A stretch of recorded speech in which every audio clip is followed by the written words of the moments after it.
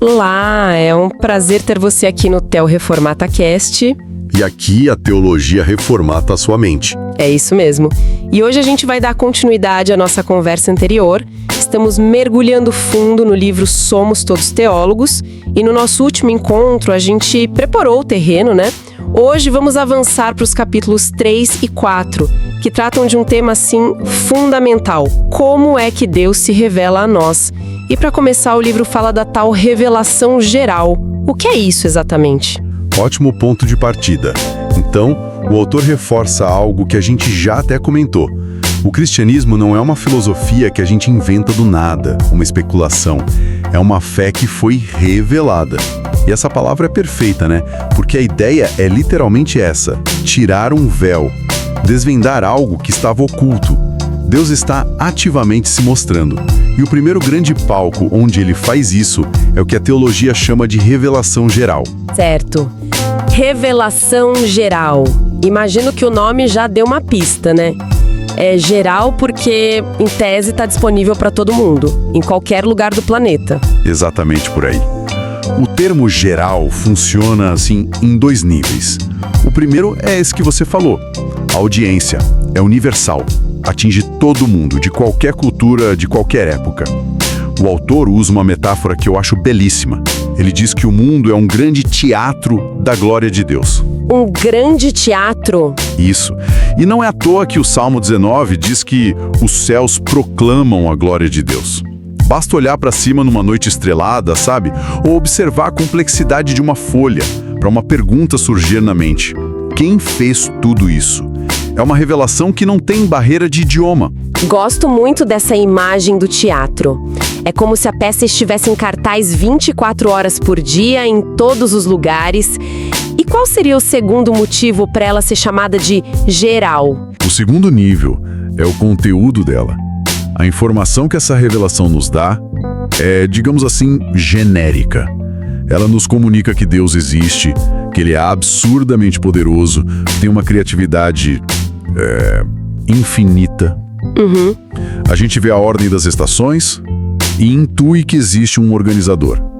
Vê a beleza de uma paisagem e pensa num artista. Mas veja bem, a natureza não conta a história toda. Certo. Ela não explica o plano de salvação, não fala sobre a cruz, não detalha a ressurreição. Ela nos dá o trailer do filme, mas não o filme completo. Para isso, a gente precisa de outra forma de revelação. Entendi. A revelação geral mostra que o prédio tem um arquiteto, mas não entrega a chave do apartamento. E isso me leva a uma dúvida. A gente ouve muito o termo revelação natural. É só um sinônimo ou tem alguma nuance aí no meio? Ótima pergunta. Na prática, os termos são usados quase como sinônimos, sim. Mas o livro faz uma distinção sutil que é, assim, um verdadeiro pulo do gato para entender melhor o processo. Ele separa revelação natural de teologia natural. Ah, interessante. Pensa assim, a revelação natural é o que Deus faz. É a ação dele se revelando ativamente através da criação. A natureza não é só um quadro passivo, ela é o microfone que Deus está usando. Ok, então a teologia natural seria a nossa parte na história. A nossa tentativa de ouvir e entender o que está sendo dito nesse microfone? Exatamente. A teologia natural é o que nós, seres humanos, fazemos com essa revelação. É o nosso esforço de estudar, de sistematizar, de tentar compreender quem é Deus a partir do que a gente observa no universo. Então, de um lado, tem a transmissão divina, constante, clara. Do outro, a nossa recepção, a nossa tentativa de sintonizar na rádio. Deixa eu ver se peguei a analogia. A revelação natural é como uma estação de rádio superpotente, transmitindo um sinal perfeito o tempo todo. E a teologia natural somos nós, com o nosso radinho de pilha, tentando achar a frequência, mas o aparelho está quase sempre com um chiado, uma interferência. É por aí? A analogia é perfeita. E esse chiado no nosso rádio nos leva direto a uma aparente contradição na Bíblia que o livro aborda e que confunde muita gente. De um lado, o apóstolo Paulo, lá em 1 Coríntios, diz que o homem natural não consegue compreender as coisas de Deus.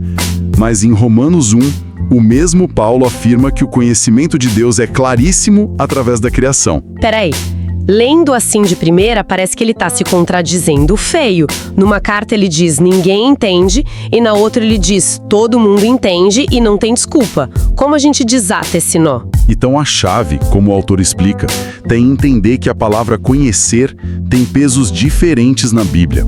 Existem pelo menos 2 tipos de conhecimento em jogo aqui. O primeiro é o conhecimento cognitivo. É uma consciência intelectual, sabe? Tem a informação. Saber sobre alguém. Certo. O segundo é o conhecimento íntimo, relacional, pessoal. É como quando a Bíblia diz que Adão conheceu Eva. Claramente não está falando que ele descobriu o nome dela. Claro, tá falando da união mais profunda possível entre 2 pessoas. Isso. Ah, entendi. Uma coisa é eu ler a biografia de uma pessoa. Outra coisa completamente diferente é ser a melhor amiga dela. São níveis de conhecimento totalmente distintos. Exatamente. Agora, aplica isso a Paulo. Lá em Romanos 1, quando ele diz que os atributos de Deus são claramente vistos, ele está falando do conhecimento cognitivo. A informação está lá, é intelectualmente clara para todo mundo. A existência e o poder de Deus são tão óbvios na criação que a conclusão dele é radical. Os seres humanos são indesculpáveis. Indesculpáveis. Ninguém vai poder dizer no fim, eu não recebi o memorando. Nossa, essa ideia de ser indesculpável é muito forte. Mas sendo sincera, não sou um pouco duro? E aquela pessoa que nasceu numa cultura completamente isolada, que nunca teve acesso à Bíblia, essa revelação na natureza é suficiente para colocar todo mundo nesse barco da responsabilidade? É uma questão fundamental. E a resposta que a fonte nos dá, baseada em Romanos 1, é que o problema não é a falta de evidência. O problema é a nossa reação a ela. Mas a natureza humana a empurra para baixo, a ignora, a distorce. É como se a luz estivesse acesa, mas a gente escolhesse fechar os olhos. Entendi. Então a questão não é o acesso à informação, mas uma rebelião do coração contra a informação que a gente já tem, e o livro detalha como essa informação chega até nós? Sim. Ele diz que essa revelação geral chega por 2 vias, uma mediata e uma imediata. A mediata é a que vem por um meio. A natureza é a principal mídia aqui. A gente vê um mundo visível e isso aponta para um criador invisível. A criação faz a mediação. E a imediata, imagino, pula o intermediário. Exato. Ela não se contenta em falar só de fora. A revelação imediata é o que Deus instalou dentro de nós. É a nossa consciência. Aquele senso de certo e errado. O reformador João Calvino, ou na pronúncia mais correta, João Calvino, tinha um termo famoso para isso. Qual era? Sensus divinitatis. O senso do divino. Ele defendia que todo ser humano nasce com uma semente da religião, um conhecimento intuitivo de que existe algo maior. Que ideia fascinante! É como se todo mundo viesse de fábrica com um Wi-Fi espiritual pré-instalado, sempre buscando um sinal, mesmo sem saber o nome da rede. É uma analogia fantástica e captura perfeitamente a ideia. Então, a gente tem essa dupla revelação. Uma que vemos do lado de fora, no teatro do mundo, e outra que sentimos aqui dentro, na consciência. E ainda assim, isso não salva ninguém. Certo. A revelação geral é como um outdoor gigante, que aponta Deus existe e você tem um problema com ele, mas não oferece a solução. E é aí que entra a revelação especial. Certo. É esse o mapa mais detalhado. Perfeito. A revelação especial é o plano de resgate de Deus. E, ao contrário da geral, ela não foi dada para todo mundo da mesma maneira ao longo da história. No Antigo Testamento, por exemplo, ela veio de formas espetaculares. Uma delas foram as teofanias. Teofanias. A palavra parece complicada, mas é bem simples.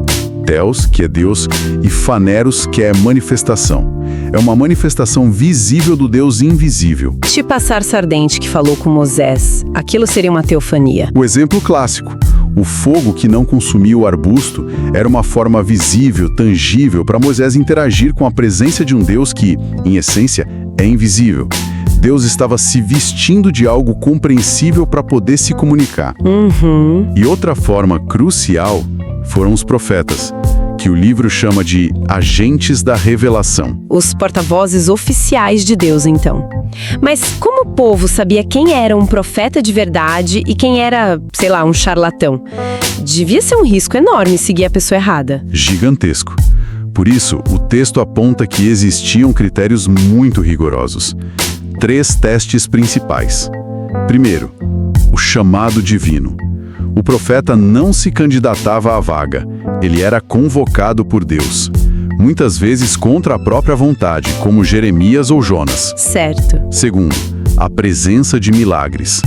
Nem todos fizeram, mas em momentos-chave, como com Moisés e Elias, os milagres serviam como uma credencial divina, autenticando a mensagem. E o terceiro? O terceiro era o teste de fogo, o cumprimento da profecia. Esse devia ser o definitivo. Sem dúvida. Se um profeta dissesse, em nome do Senhor, amanhã vai chover, e fizesse sol, a carreira dele acabava ali. Deuteronômio é claríssimo sobre isso. A profecia tinha que se cumprir 100%. Não tinha espaço para chutômetro ou interpretação vaga. A barra era altíssima. Chamado, milagres e cumprimento. Uma base bem sólida. E essa função de agente da revelação continua no Novo Testamento com os apóstolos, imagino. Continua, sim. A principal marca de um apóstolo era ter sido chamado e comissionado diretamente por Cristo ressurreto. Mas aqui o autor nos guia para o clímax absoluto de toda a história da revelação. Ele argumenta que a forma final, suprema, perfeita com que Deus se revelou não foi uma sarça em chamas, não foi uma palavra por um profeta, nem mesmo a palavra escrita. Foi uma pessoa. Jesus Cristo. Ele é a palavra encarnada. O autor de Hebreus, que é citado no livro, resume tudo de forma genial. Ele diz: havendo Deus, outrora, falado muitas vezes e de muitas maneiras aos pais pelos profetas, nestes últimos dias nos falou pelo Filho. Uau! A revelação deixou de ser fragmentada, sabe? Em pedaços, e se tornou completa e pessoal em Jesus. É por isso que quando Filipe faz aquele pedido tão sincero a Jesus, Senhor, mostra-nos o Pai e isso nos basta. A resposta de Jesus é uma das frases mais profundas de toda a Bíblia. Filipe, há tanto tempo estou com vocês e você não me conhece. Quem me vê, vê o Pai. Que poderoso. É o fim da busca. Não tem mais véu para ser tirado. Então, se a gente junta tudo, a revelação especial, escrita, a Bíblia, funciona como um holofote, um guia que nos aponta para a revelação especial suprema, que é o próprio Cristo. Cristo, que é a imagem exata do Deus invisível. A jornada se completa nele. Que percurso incrível! A gente saiu da imensidão de uma galáxia que grita sobre o poder de Deus. Passamos pela voz silenciosa da consciência dentro de nós que aponta para um padrão moral e chegamos na pessoa de Jesus que nos mostra a face de Deus. Fica muito claro que Deus não está de forma alguma escondido. Ele está se comunicando o tempo todo. A reflexão que fica, então, a partir de tudo que o material nos mostrou, é bem direta. Se a revelação de Deus é tão abundante, tão clara, tanto na criação ao nosso redor, quanto de forma definitiva em Cristo, a pergunta muda. Não é mais onde está Deus. A pergunta passa a ser como eu estou respondendo a essa revelação toda no meu dia a dia. Uma ótima pergunta para se pensar durante a semana. E se essa análise despertou interesse, saiba que temos playlists completas aqui no canal, onde mergulhamos em outros livros importantes, capítulo por capítulo. Fica o convite para explorar todo esse conteúdo.